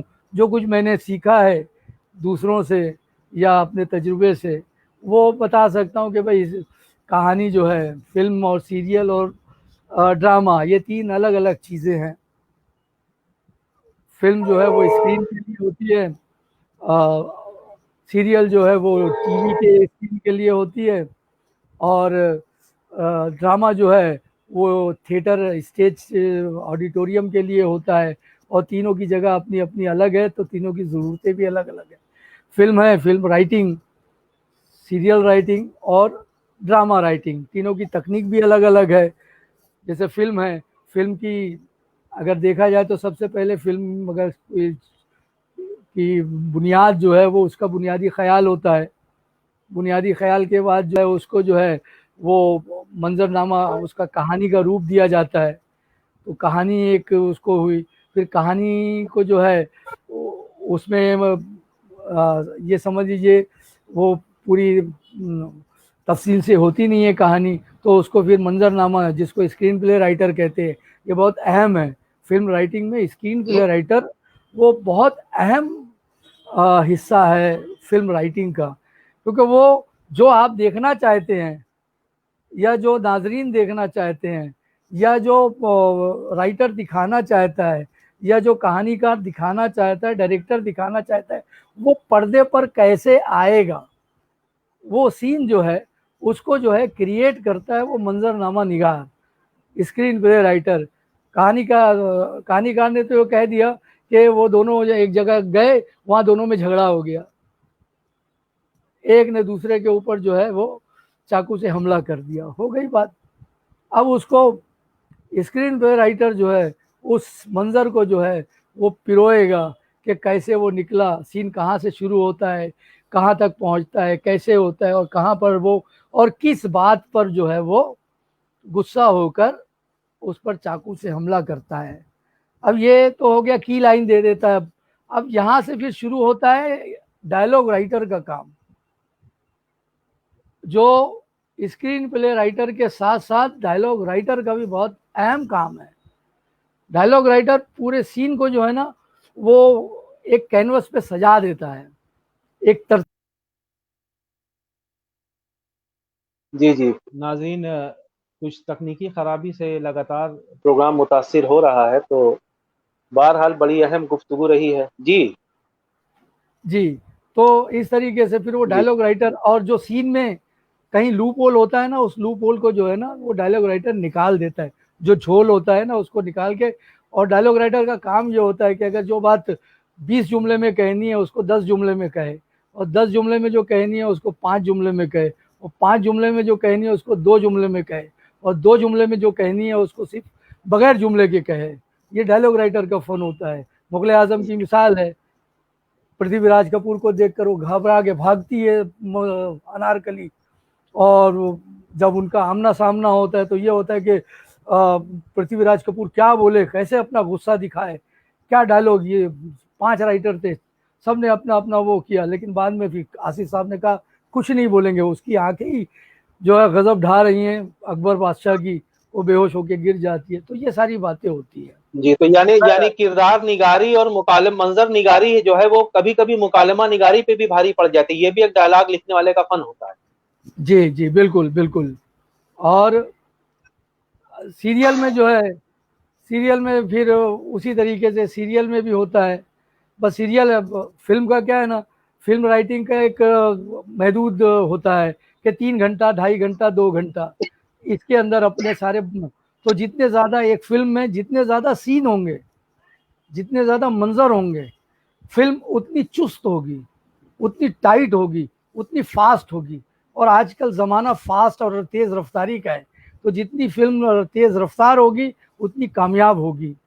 सीरियल में ऐसा नहीं होता। सीरियल में आपको 20 मिनट मिले हैं, इस 20 मिनट में प्रोड्यूसर भी सोचता है कि भाई 2 सीन में काम ख़त्म कर दो, 2 सीन में 20 मिनट निकाल लो ताकि हमारा एक एपिसोड का पैसा खड़ा हो जाए। तो वहाँ वो इत्मीनान से लिखा जाता है। और ड्रामा जो है, ड्रामा सिर्फ और सिर्फ ड्रामा निगार की अपनी जिसको ये कहेंगे कि अपने आप को मुतमईन करने का एक ज़रिया है ड्रामा राइटिंग। ड्रामा राइटर जब तक खुद से मुतमईन नहीं होता है अपने ड्रामे से, वो ड्रामा नहीं लिखता है। और ड्रामा लिखता है तो पहले अपने लिए लिखता है, फिर वो स्टेज पर लाता है। तो स्टेज पर लाता है, फिर वो अगर ड्रामा राइटर अगर अपनी बात से मुतमईन है और नाजरीन भी मुतमईन है तो कामयाब होता है, और नाजरीन मुतमईन नहीं है तो हॉल खाली हो जाता है। बहरहाल ये सारी ऐसी बातें हैं जो आपसे शेयर करके बड़ा अच्छा लगा मुझे।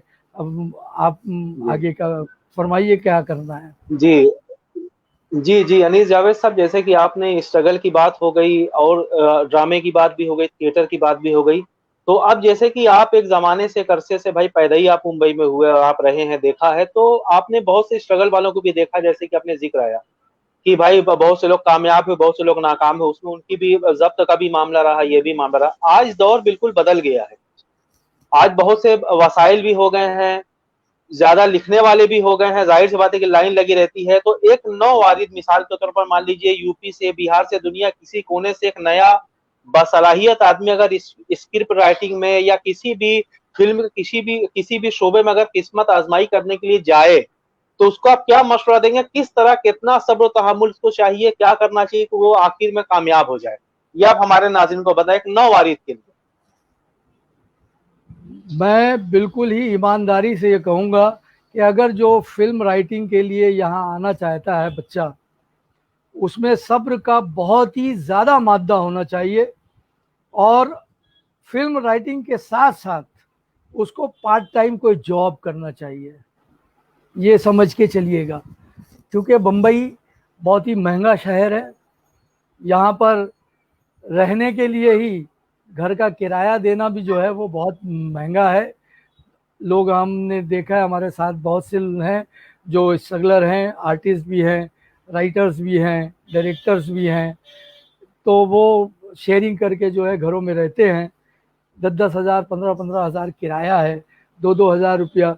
या तो वो लड़का राइटर बनने, या सिर्फ राइटर ही नहीं, डायरेक्टर बनने, एक्टर बनने, किसी भी शो फिल्म आता है उसका, अगर उसकी माली हालत, उसका घर, उसकी घरेलू हालत जो है, उसका ख़ानदानी पस मंज़र अच्छा है, और उसके माँ बाप उसको पैसे भेज सकें हर महीना उसकी किफ़ालत के लिए, तो वो आए। और नहीं तो अगर जो सिर्फ अपने बल पर आना चाहता है तो उसको चाहिए कि स्ट्रगल भी करे, लिखना पढ़ना अपना लिखे भी, और उसके साथ साथ पार्ट टाइम कोई जॉब करे, ताकि क्योंकि आप ये देखिए, चाहे राइटर हो, पहले राइटर जो है ना कैसे भी कपड़े पहन लेता था, लोग उस पर तवज्जो नहीं देते थे कि भाई राइटर है बेचारा, चप्पल भी क्या उसकी सही नहीं है तो चल जाता था, कपड़े भी मैले हैं तो चल जाता था। आज जो है ना, आप किसी कारपोरेट हाउस में आज जाएंगे और वो राइटर होगा और वो गंदे मैले कुचैले कपड़े पहन के जाएगा या खस्ता हाली में जाएगा, तो उसको ना कोई रिस्पॉन्स नहीं मिलेगा। तो इसलिए उसको रहन सहन भी अच्छा रखना पड़ता है, इसके लिए अपनी माली हालत को दूसरे ज़राए से जो है वो पूरा करना चाहिए। और जिसको भी राइटर बनना है पूरा मुताला करे, फिल्में भरपूर देखे, पुरानी फिल्में, नई फिल्में जो है, और किताबें पढ़े, जो किताबें हैं वो पढ़े, अपने आसपास का मुशाहिदा करे कि लोग कैसे बोलते हैं। क्योंकि फिल्म राइटिंग में किरदार निगारी जो है और किरदार की ज़बान वो बहुत अहमियत रखती है। हम बम्बई वाले हैं, हम बम्बई वालों को देखते हैं वो कैसे बातें करते हैं, आप लखनऊ वाले चले जाइए, वहाँ कौन से किस तरीके से बात करते हैं, एक मद्रासी है वो किस तरीके से बात करता है, तो वो सारा उसका मुशाहिदा होना चाहिए। और सबसे पहले जो बुनियादी ख्याल है उसको जो है, नए लिखने वाले बुनियादी ख्याल जो है, अच्छी कहानी, अच्छा कॉन्सेप्ट वो लेके आए, और उससे पहले स्क्रीन राइटर एसोसिएशन में अपने आप को रजिस्टर करें। नए लिखने वालों से यही कहूँगा कि आप आइए, तो आप ऑनलाइन भी जो है स्क्रीन राइटर, जो पहले फिल्म राइटर एसोसिएशन नाम हुआ करता था उसका, वो फिल्म राइटर एसोसिएशन का नाम अब स्क्रीन राइटर एसोसिएशन हो गया है, उसके मेंबर बनिए, और आप ऑनलाइन अपना जो सब्जेक्ट है उसको रजिस्टर कीजिए, और फिर जो है ना उसको दूसरों को सुनाइए। चोर बहुत हैं यहाँ पर, यहाँ वो कहते हैं ना कि वो नज़र जो है हटी नहीं कि दुर्घटना घटी, तो उस तरीके से जो है लोग जो है चोरी कर लेते हैं, थोड़ा सा रद्दोबदल कर लेते हैं। तो बेहतर ये होगा अपनी कहानी को रजिस्टर करें, और रजिस्टर करने का आज तो ये बच्चों के लिए बहुत ही आसान चीज़ें हो गई हैं कि आप ऑनलाइन भी जो है ना कोई चीज़ भेज सकते हैं। हमारे ज़माने में तो जब तक हम लिखते नहीं थे ना, तो वो सुना नहीं सकते, टाइपिंग नहीं कर पाते थे, टाइप शुदा चीज़ें नहीं होती थी, हाथ से लिखना पड़ता था। आज तो मोबाइल पे आप पूरी कहानी लिख के भेज दीजिए, लेकिन उसको रजिस्टर कीजिए, और बम्बई आने से पहले या वो ताल्लुकात बनाइए, बम्बई में आने के बाद भी ताल्लुकात बनाइए, ग्रुप बनाइए, ग्रुप बहुत ज़रूरी होता है। यहाँ पर एक दूसरे से ही बातचीत चलती है, और अपने अंदर सब्र का मादा रखिए, हर एक से खुशकल्की से मिलिए, लड़ाई झगड़ा बिल्कुल मत कीजिए। अगर कोई आपके साथ बदतमीजी भी करता है, अगर कोई आपकी हक तलफी भी करता है, तो खून के घूंट पी लीजिए, क्योंकि ज़माना आपका आएगा, अगर आपके अंदर सलाहियत है, आपके अंदर आपके अंदर हुनर है, सलाहियत है, तो आपका ज़माना आएगा, देर से आएगा लेकिन आएगा। बाकी तवक्कल तो अल्लाह, अल्लाह पर भरोसा रखिए। जी जी, अनीस जावेद साहब, अभी आपने दास्तान हातिम ताई का तस्करा किया जो आपने लिखी, तो जाहिर सी बात, एक जमाने में हम भी उसको देखा करते थे। तो मौजूदा हम अनीस जावेद साहब से इस वक्त क्या तवक्को कर सकते हैं कि उनकी कुछ चीजें आएंगी जिस पे काम चल रहा हो? आप जरा बताएं, जिसको कि हम मुंतजिर रहें और आइंदा जो है उसको जब वो चीजें बने तो हम उसको देखें और उर्दू जबान और अदब से भी मुस्तफीज हों, अब आने वाली नस्लें भी उसको देखें कि भाई किस तरह की जो है तब्दीली आई है। जाहिर सी बात है कि लिखने में भी तब्दीली आ जाती है। कुछ ऐसे प्रोजेक्ट्स अगर आपके पास हो तो बताएं आप। नहीं, असल में क्या है, प्रोजेक्ट था, जैसे वो हमारे डायरेक्टर हैं अफजल अहमद और हेमा हेमा मालिनी, उनका एक प्रोजेक्ट था जो अफजल अहमद डायरेक्ट कर रहे थे और मैं लिख रहा था, नूर जहाँ। तो वो काफ़ी हमारी सीटिंग चली, काफ़ी मीटिंग चली, सब कुछ हुआ, सब लेकिन फिर ये हो गया कि ये आजकल उर्दू, और माफ़ कीजिएगा, थोड़ा जो है वो तासुब का भी शिकार हो जाती है उर्दू, कि उर्दू सीरियल है तो ज़बान का भी, हिंदी और उर्दू का भी झगड़ा, या संस्कृत का, और साथ में उसमें फिर इस्लाम आ जाता है, मुसलमान आ जाते हैं। तो इसलिए क्या है ना, उर्दू से बेतवज्जी, इसलिए क्या है ना, फिर वो हेमा जी का बड़ा अच्छा प्रोजेक्ट था नूर जहाँ, लेकिन उनको उनके अपने से सीरियल में एक क्या कहते हैं, खसारा हो गया। झांसी की रानी एक सीरियल चल रहा था, उसमें खसारा हो गया, तो उन्होंने फिर इस तरफ तवज्जो हटा दी और बाद में वो सियासत में आ गई, तो वो रह गया। उसी तरीके से एक और प्रोजेक्ट था हमारा, उमराव जान, जिसको हम साहेब जान के नाम से, अफजल अहमद का ही कॉन्सेप्ट है, बना रहे थे, और बहुत ही अच्छा है वो साहेब जान, जिसको हम कई नाम पहले दे चुके थे, बाजार हुस्न किया था, पूरी स्क्रिप्ट है वो। उसमें हमने रेखा जी को भी कांटेक्ट किया था, रेखा जी को कहानी भी सुनाई थी, स्क्रिप्ट भी सुनाई थी, सब वो। लेकिन बात आगे चल के जो है वो इस तरीके के सीरियल की जो है अभी जो है वो या तो लोगों को, चैनल वालों को ज़रूरत नहीं है, या क्योंकि मैं आपको सच्चाई से बताऊं कि डीडी उर्दू चलता था, कितने लोगों ने देखा?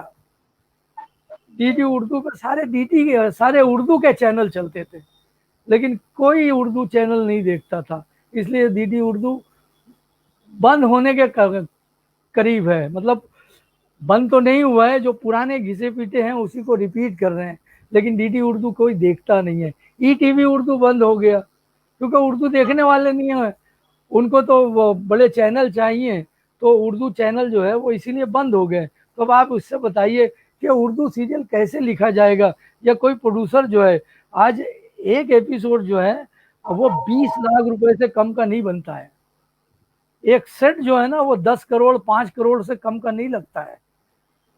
वो ह्यूज सेट, उसकी लवाजमात, उसका लविशपन, उसको जो इतना वो आलीशान और वो सब दिया जाता है, एक एक पर्दा आप देख लीजिए टीवी सीरियल में, एक एक पर्दा, एक एक कॉस्ट्यूम, एक एक जो फर्श होता है वो देखिए, बेडरूम देखिए।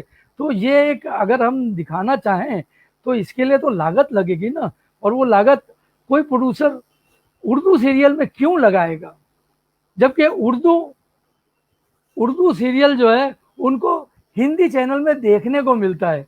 आप हिंदी चैनल के हर सीरियल की जबान देख लीजिए, सिर्फ ईश्वर, भगवान, देवता, ये छोड़ के बाकी सारे अल्फाज जो है ना आपको उर्दू के मिलेंगे। सिर्फ जो मजहबी जुमले हैं या जो मजहबी रसूमात दिखाते हैं वो सब के सब, या सलाम, आदाब, ये सब जो दिखाते हैं वो हिंदी होते हैं। बाकी जो जुमले होते हैं, जो मकालमे होते हैं, वो सब के सब जो है ना उर्दू में होते हैं।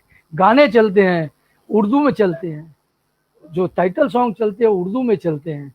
तो वो उर्दू चैनल, वहाँ उर्दू सीरियल देखने को मिलते हैं और वहाँ लोग देखते हैं बड़े शौक से। तो कैसे उर्दू का कोई प्रोड्यूसर जो है उर्दू पे उसी को हिंदी का लेबल दे देते हैं। माफ़ कीजिए, उर्दू बहुत चल रही है लेकिन उसको हम लोग लेबल देते हैं हिंदी का। हम भी अपने ड्रामे जब कमर्शियली करते थे, प्रोफेशनली करते थे, फुल लेंथ ड्रामे करते थे हम हिंदी देते थे, उर्दू ड्रामा है लेकिन हिंदी देते थे, क्योंकि उर्दू बोल के लोग चौंक जाते थे, अरे उर्दू, उर्दू कौन समझेगा। लेकिन ऐसा नहीं होता है, उर्दू तो आम जबान है। मेरी जितनी फिल्में हैं उनको सबको सर्टिफिकेट हिंदी है, लेकिन मकालमे जो है ना आपको सब जो है ना वो उर्दू में मिलेंगे। अनुपम खेर बोलता है कुल्ले नफ्सिन जायकातुल मौत, जो इस दुनिया में आया है उसे एक ना एक दिन तो मौत का मजा चखना ही है। लेकिन कुछ लोग ऐसे होते हैं जिनकी मौत पर जमाना अफसोस करता है, और कुछ जैसे जलील होते हैं जिन पर कुत्ते भी रोना गवारा नहीं करते। तो ये इसमें आप बताइए ना, उर्दू है कि नहीं है? उर्दू है ना। ऐसे सारे मकालमे मेरे उर्दू में है, लेकिन उसको आम फहम उर्दू है, हम उसको मुगल आजम वाली उर्दू नहीं है। आप मेरा दास्तान हातिम ताई देख लीजिए, वो यूट्यूब पर आपको सारी एपिसोड मिलेंगे। आप जब भी लोधी फिल्म्स जो है ना टाइप करेंगे ना अगर यूट्यूब पर, तो आपको या दास्तान हातिम ताई या हातिम ताई टाइप करेंगे ना, सारे एपिसोड जो है ना वो आपको देखने को मिलेंगे। और सारी जबान जो है ना उर्दू की चाशनी लिए हुए आम फहम है, जो सबको समझ में आए। विरासत मेरा उर्दू सीरियल है लेकिन आम फहम है। उसी तरीके फिल्में जो है वो मेरी जो है वो कौन करेगा इंसाफ आप देख लीजिए, मैं हूँ ब्यूटी क्वीन देख लीजिए, गोपाला देख लीजिए, मेरी मोहब्बत मेरा नसीबा देख लीजिए। इस तरीके से जितनी भी फिल्में या सीरियल लिखे हैं सब आम फहम हैं। वो उर्दू का ज़्यादा वो होता है, हिंदी के कम अल्फाज, क्योंकि हिंदी हिंदी तलफ़ुज़ जो है ना आर्टिस्ट को बोलने नहीं आता है। सबसे बड़ी बात जो उर्दू लिखना, उर्दू के डायलॉग हिंदी वाले भी लिखते हैं ना वो मजबूर हैं। क्यों मजबूर हैं? क्योंकि आर्टिस्ट की ज़बान पे वो अल्फाज चढ़ते नहीं हैं। आप सिर्फ जो है ना महाभारत में आप भ्राताश्री कर सकते हैं, ये कर लेंगे, लेकिन ज़बान जो है कैरेक्टर की वो आपको उर्दू मिलेगी। आप गौर से जी देखिए जी तो जी, तो इस तरीके से जी उर्दू सीरियल को हिंदी का लिबादा उड़ाकर चल रहे हैं। सारे सीरियल जो है वो उर्दू में चल रहे हैं। मजबूरी है कि हमारी जो आवाम है, उर्दू आवाम, वो उस पर तवज्जो नहीं देती है, और हिंदी वाले जो है उसको शौक से देखते हैं। इसलिए कमर्शियली तौर पर प्रोफेशनली और माली मुनफरद के लिए उसको हिंदी नाम दिया जाता है, और हिंदी चैनल उसको हिंदी सीरियल कहते हैं, बाकी वो सब उर्दू है। जी जी जी बिल्कुल। तो ये भी अल्हम्दुलिल्लाह उर्दू के फ़रोग़ को ही वो कहेंगे कि नाम आप कुछ भी दे दीजिए, अगर अल्फाज और तलफ़्फ़ुज़ और तमाम चीज़ें हैं, सिर्फ अगर रस्मुल ख़त का मामला है तो इंशाअल्लाह वो दिन भी आएगा भी। अनीस जावेद साहब ने कहा कि तगय्युर और तबद्दुल जो है वो यकीनन निज़ाम है, उरूज के बाद ज़वाल है, ज़वाल के बाद उरूज है। तो बहुत बहुत शुक्रिया अनीस जावेद साहब, आप हमारे साथ जुड़े रहे, आप हमारे जो है प्रोग्राम में आए। आपका बहुत बहुत शुक्रिया। इंशाअल्लाह फिर अल्लाह ने चाहा कोई ऐसा मौका बना तो बिल्कुल आपको फिर दावत देंगे। आपका बहुत बहुत शुक्रिया। सबसे पहले तो मैं आपका शुक्रिया अदा करूंगा जावेद अनवर साहब, उसके साथ जनाब इरफान आरिफ साहब और उनके जो रफ़्क़ा हैं, उसके साथ साथ तहरीक बक़ाए उर्दू, उनके तमाम लोगों का मैं शुक्रगुज़ार हूँ। और सबसे बढ़कर जो हमारे नाज़रीन हैं जिन्होंने मुझ जैसे नाचीज़ की जो है इतनी बातें अपने गुज़ार की, मैं उन सब का तहे दिल से शुक्रिया अदा करता हूँ। मैं कुछ अपने आर्टिस्ट जो मेरे साथ हमेशा जुड़े रहे हैं, कुछ ऐसे हैं, मैं उनका शुक्रिया अदा करूँगा। जैसे हमारा एक आर्टिस्ट है मुंसिफ कुरैशी, धनराज शाह, उसी तरीके से जो हमारा ग्रुप है अपना रंगमंच थिएटर का, उसके तमाम अदाकार, उनका मैं शुक्रिया अदा करूँगा कि इस यहाँ तक पहुँचने में, इस स्क्रीन पर पहुँचने में उन लोगों का बड़ा ताउन रहा है। अपना रंगमंच के अदाकारों का, बसीन उर्दू एजुकेशन सोसाइटी के लोगों का, उसके साथ ही जो हमारे डायरेक्टर रहे हैं अफजल अहमद, आकाश जैन, कमल साहनी, इस तरह राकेश कश्यप, और इस तरीके से और भी जो डायरेक्टर हैं नरेश गुप्ता, इन सब का भी मैं शुक्रिया अदा करूँगा कि मुझे यहाँ तक पहुँचाने में उन लोगों का बहुत बड़ा हाथ रहा है। उसके साथ ही साथ मेरे बहुत से दोस्त हैं, जैसे आफ्ताब हसनैन, वो तो उर्दू थिएटर के समझिएगा बहुत बड़े ड्रामा निगार और बच्चों के अदीब हैं। वो मेरे हमेशा हम कदम रहे हैं। वो उनका मैं बहुत तहे दिल से शुक्रिया अदा करता हूँ कि कदम कदम पर जो है वो मेरी हिम्मत और मेरी हौसला अफजाई करते रहते हैं। उसके अलावा और भी कुछ लोग हैं, मैं अगर नाम भूल जाऊं तो माफ़ी चाहूँगा, लेकिन मेरे भिवंडी का ग्रुप है, शोलापुर का ग्रुप है, मुंबई का ग्रुप है, मालेगांव का ग्रुप है, ये सारे ग्रुप हैं जिन्होंने जो है ना मुझे बहुत इज्जत दी है, मुझे लाइफ टाइम अचीवमेंट अवार्ड्स दिए हैं, मुझे हमेशा अपने प्रोग्राम में बुलाया है। मैं इन तमाम का शुक्रिया अदा करूंगा और आखिर में आप तमाम नाजरीन का मैं तहे दिल से शुक्रिया अदा करता हूं कि यकीनन जो है अगर आप नहीं होते तो हम नहीं होते, और हम नहीं होते तो आज मैं यहाँ पर इस तरीके से आपसे गुफ्तगू नहीं कर रहा होता। मैं आप तमाम का बहुत बहुत शुक्रिया अदा करता हूँ और नाचीज़ को अपनी दुआओं में हमेशा याद रखिए। मुझे थोड़ी सी पैरों की तकलीफ़ है, उस तकलीफ़ की के शिफा याबी के लिए भी मैं आप तमाम से जो है दुआ की गुजारिश करता हूँ। अल्लाह तबारक व तआला से, देखिए अजान हो रही है हमारे यहाँ, और इस अजान के मौके पर जो है मैं आप तमाम से गुजारिश कर रहा हूँ कि मेरी पैरों की तकलीफ़ के लिए भी, और हमारी बेगम साहिबा के भी पैरों में तकलीफ़ है, इनकी तकलीफ़ की शिफा याबी के लिए आप तमाम दुआ करें और नाचीज़ को अपनी हमेशा दुआओं में याद रखिए। जज़ाकल्लाह, खुदा हाफिज़। बहुत बहुत शुक्रिया। नाजरीन, जैसा कि आपने देखा, नहीं जावेद साहब अभी हमारे साथ हैं, तो इन्होंने फिल्म इंडस्ट्री की बिल्कुल सच्चाई बयान की। जैसा कि होता है कि लोग ख्वाब देखते हैं और उसके बाद ये होता है साहब ये हो जाएगा वो हो जाएगा, यकीनी तौर पर होता है।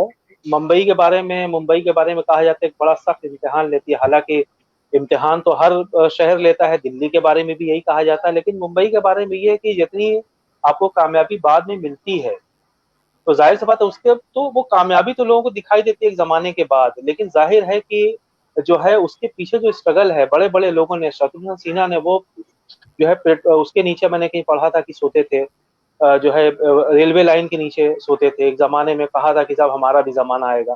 तो इस तरह सारा मामला है जो, और जैसे कि उन्होंने बात की, वो जमाना खत्म भी हो गया एक तरह से। जो हमारे जो है बात की है अनीस जावेद साहब ने, कि पहले तो गरीब लोगों को भी हो जाता था कि साहब सड़क पे सो करके कुछ करके टैलेंट के लोग जानने वाले भी थे, लेकिन अब क्योंकि जमाना ही बदल गया है बिल्कुल। अब टैलेंट की उतनी कद्र बहुत बाद में जाके होती है। माहौल के हिसाब से मसाला हमें पेश करना होता है, फिल्म इंडस्ट्री वालों को पेश करना होता है, क्योंकि आवाम उसी तरह का चाहती है। पहले ऐसा नहीं था। पहले जाहिर सी बात है कि धार्मिक फिल्में भी बन रही हैं, वो भी 50 का 100 हफ्ते चल रही हैं। कोई फिल्म उर्दू में बन रही है, कोई भेदभाव नहीं, कुछ नहीं, वो मौजुआत होते थे। अब ऐसा कि वो मौजुआत भी नहीं है। अब मामला ये है कि जो है अब क्या कहा जाए जनाब के, जो है हालात ऐसे हो गए, ग्लोबलाइजेशन, छोटी सी दुनिया हो गई, तमाम चीजें हो गई। अब जो है सफलता का कहते हैं जिसको, कि मेयार ही बदल गया, पैसे हो गए सारी चीजें। पहले जमाने में पैसों का मामला इतना नहीं था, जैसा कि दिलीप कुमार का हमने वो किया, और भी लोगों का रूहानी तस्कीन होती थी। दिलीप कुमार के बारे में जो मैं आपको बताऊं कि वो पंचवक्ता नमाजी थे, बाकायदा नमाज पढ़ते थे। ये अनीस जावेद साहब भी जानते हैं। हालांकि वो थी, उतना ज्यादा वो मामला नहीं था, लेकिन जाहिर सी बात है बड़े पाकबाज थे, कभी शराब को हाथ नहीं लगाया। तो इस तरह के लोग थे। लेकिन अब तो मामला ये कि अच्छा किसी ने उनसे कहा भी नहीं। हालांकि बड़ी बड़ी महफिलों में जाते थे, जहाँ राजकुमार हो, दिलीप कुमार हो, या बड़े लोग हो। दिलीप कुमार ऐसा तो नहीं है कि नहीं जाते होंगे, जहाँ बड़े राज कपूर हो, जहाँ बड़े बड़े लोग, देवानंद। लेकिन मजाल है कि कभी कोई किसी से कह दे, जहां तक मेरी जानकारी है, आप पूछ सकते हैं, अभी हयात में है सायरा बानो है, कभी उन्होंने शराब को हाथ नहीं लगाया, हमेशा नमाज उन्होंने वक्त पे पढ़ी। तो इस तरह की चीजें हैं। तो जाहिर है कि इस तरह की चीजें होती हैं। तो बहरहाल आपका बहुत बहुत शुक्रिया। कुछ तकनीकी खराबी या कुछ है कि स्टूडियो कनेक्ट नहीं, डिसकनेक्ट नहीं हो पा रहा है, तो बहुत बहुत शुक्रिया साहब। इंशाल्लाह फिर मिलेंगे। मैं यहाँ से डिस्कनेक्ट हो रहा हूँ क्योंकि वो नेट बिल्कुल खत्म हो गया है मोबाइल का। तो अभी खत्म हो जाएगा तो मैं अपने नाज़रीन से इजाजत चाहूंगा। इंशाल्लाह फिर एक बड़े मौजू पर, एक मुनफरिद मौजू पर आपके सामने रूबरू होंगे। हमारा कोई भी जो है कारकुन तहरीक बाक़ायदा उर्दू का, आप हमारे साथ जमे रहते हैं, जुड़े रहते हैं। आपका बहुत बहुत शुक्रिया। अल्लाह हाफिज। अल्लाह हाफिज़।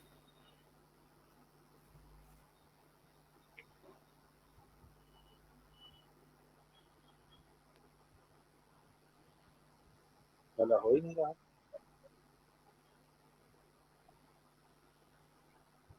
कुछ कमी है।